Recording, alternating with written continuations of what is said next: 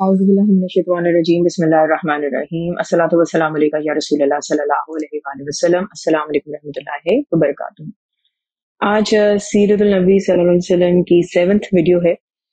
इसमें हम सबसे पहले जिक्र करेंगे जंग फज्जार का, या हर्बुल फज्जार भी जिसे कहा जाता है। कहा जाता है कि उस वक्त हजूर सल्लल्लाहु अलैहि वसल्लम की उम्र 15 साल थी। कहीं पे लिखा है कि उस वक्त आप सल्लल्लाहु अलैहि वसल्लम की उम्र 20 साल थी। मामला कुछ इस तरह से था कि मक्का के इर्द गिर्द आबाद कबीलों में ये बात तय हुई थी कि जो हुर्मत वाले यानी कि मुकद्दस महीने हैं उनमें ना तो कोई डाकाजनी होगी, उनमें ना ही कोई कत्लो गारत और लड़ाई होगी। लेकिन जब भी कोई कबीला इस असूल की खिलाफ वर्जी करता था तो फिर बाकी सारे कबीले मिलकर उससे लड़ाई करते थे। और हुर्मत के महीनों के अलावा डाकुओं से बचने के लिए जिस भी कबीले से गुजर होता था उनको जजिया पेश किया जाता था। पिछले 3 सालों से हर साल कोई ना कोई नाखुशगवार वाक़या होता था और ये जंग होती थी। जिस साल आप सल्लल्लाहु अलैहि वसल्लम ने इस जंग में शिरकत की वो चौथा और आखिरी साल था। कहा यह जाता है कि आप सल्लल्लाहु अलैहि वसल्लम बहुत कम उम्र थे, इसलिए आप सल्लल्लाहु अलैहि वसल्लम ने सिर्फ अपने चचा हजरत अबू तालिब को तीर पकड़ाए। बास जगह ये कहा जाता है कि आप सल्लल्लाहु अलैहि वसल्लम ने बाकायदा तलवार लेकर लड़ाई में शिरकत की और बागी कबीले के सरदार को भी जख्मी किया। लेकिन ज्यादातर इस बात पे एग्री किया गया है कि आप सल्लल्लाहु अलैहि वसल्लम ने इस तरह लड़ाई नहीं की और सिर्फ तीर पकड़ाए अपने चचा को। काफी शदीद लड़ाई हुई, बहरहाल फिर सुलह हुई और उसके बाद जिस पार्टी के मकतूल ज्यादा थे उनको खून बहा दिया गया। अच्छा, अरबों में कबायली सिस्टम था और एक असूल ये था कि अगर किसी कबीले का एक भी फर्द दूसरे कबीले के फर्द के साथ ज्यादती करता था तो इन इंडिविजुअल लेवल पे बदला नहीं लिया जाता था, बल्कि मजलूम या मकतूल का जो कबीला होता था वो जुल्म करने वाले के पूरे कबीले से बदला लेता था।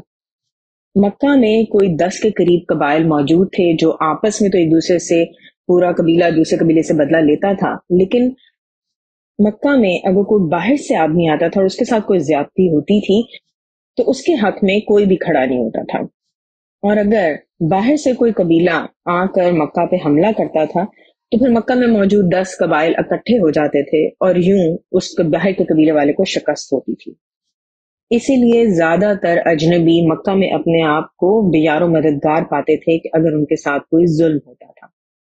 कहा यह जाता है कि ज़िकत के महीने में एक ताजर आया यमन से और उसने अपना सामान बेचा मक्का में कुछ लोगों को, लेकिन उसको कीमत अदा नहीं की गई। वो डिफरेंट कबीलों के पास गया, किसी ने उसकी मदद नहीं की और कहते हैं कि फिर उसने एक पहाड़ी पर चढ़कर अपनी मजलूमियत में चंद अशार पढ़े और उसने कहा कि क्या कोई है कि जो उसको उसका हक दिला सके या उसकी मदद कर सके। उस पर जुबैर बिन अब्दुल मुत्तलिब रज़ी अल्लाह अन्हु ने बनु तैयम के सरदार अब्दुल्ला बिन जदान और हुजूर सल्लल्लाहु अलैहि वसल्लम के साथ इकट्ठे होकर लोगों को इस बात पर राजी किया कि आइंदा अगर मक्का में बाहर से कोई आदमी आएगा और उसके साथ कोई जुल्म या ज्यादती होगी तो हम सब कबाइल मिलकर जुल्म करने वाले से बदला लेंगे और इस मामले को हल करने की कोशिश करेंगे। अच्छा, इस किस्से को इस तरह भी बयान किया जाता है कि जो ताजर आया था उसकी एक कमसिन बच्ची थी जो कि मक्का में मौजूद एक अमीर ताजर ने अगवा कर ली और फिर वो उसको उसकी बच्ची वापस नहीं करता था। इस ताजर ने जब अपने कबीले वालों से मदद चाही जो मक्का से बाहर मौजूद थे तो उन्होंने कहा कि मक्का में तो 10 कबाइल मौजूद हैं तो हम उनसे लड़ाई करके तुम्हारी बच्ची को बाजियाब नहीं कर सकते।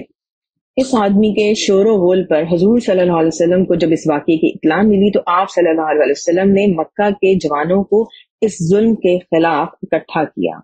बहुत से रजाकार इकट्ठे हुए एक जगह पे, वही जो बयान किया जाता है कि सरदार अब्दुल्ला बिन जदान के घर पे, और उन्होंने आपस में अहद किया कि हम मजलूम की उस वक्त तक मदद करते रहेंगे जब तक जालिम उसका हक वापस ना कर दे, और हम ये अहद लेते हैं कि हर मजलूम की मदद रंग और नस्ल और अमीर और गरीब की शर्त के बगैर करेंगे।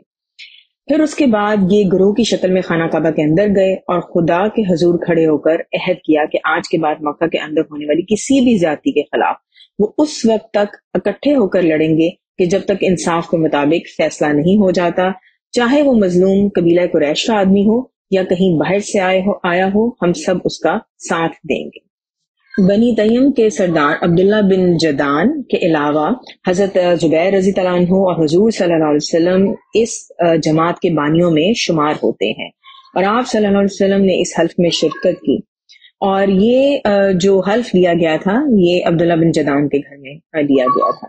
اس حلف کے بارے میں آپ صلی اللہ علیہ وسلم نے بعد میں ایک دفعہ ذکر کیا کہ میں عبداللہ بن جدعان کے مکان پر ایک ایسے معاہدے میں شریک ہوا کہ اگر مجھے اس معاہدے کے خلاف سرخ اونٹ بھی دیے جاتے تو میں انہیں پسند نہ کرتا، اور اگر دور اسلام میں بھی مجھے اس میں بلایا جاتا تو میں ضرور جاتا۔ اس معاہدے میں میزبان کے چچا زاد بھائی بنی تیم کے ابو قحافہ اور ان کے بیٹے حضرت ابوبکر صدیق رضی اللہ عنہ بھی موجود تھے۔ حضرت ابوبکر صدیق رضی اللہ عنہ حضور صلی اللہ علیہ وسلم سے 3 سال بڑے تھے اور بعد میں آپ صلی اللہ علیہ وسلم کے بہترین دوست ثابت ہوئے۔ حضور صلی اللہ علیہ وسلم حلف الفضول کے دوسرے اراکین کے ہمراہ اس تاجر کے گھر گئے کہ جس نے اغوا کیا تھا۔ اس کے گھر کا گھیراؤ کیا گیا اور اس سے بچی کی فوراً رہائی کا مطالبہ کیا گیا۔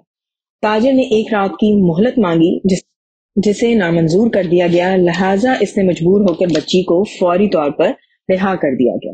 اسی طرح ایک موقع پہ کہا جاتا ہے کہ ابو جہل نے کسی اجنبی سے سامان تجارت خریدا مگر اس کی قیمت ادا نہیں کی۔ یہ یمن کا وہی تاجر ہے جس کے متعلق میں نے پہلے ذکر کیا تھا۔ بہرحال اس کے قبیلے کو جب علم ہوا تو ان کو احساس ہو گیا کہ اگر مکہ میں جائیں گے اور ابو جہل کے قبیلے سے لڑائی کریں گے تو وہاں سارے قبائل اکٹھے ہو جائیں گے۔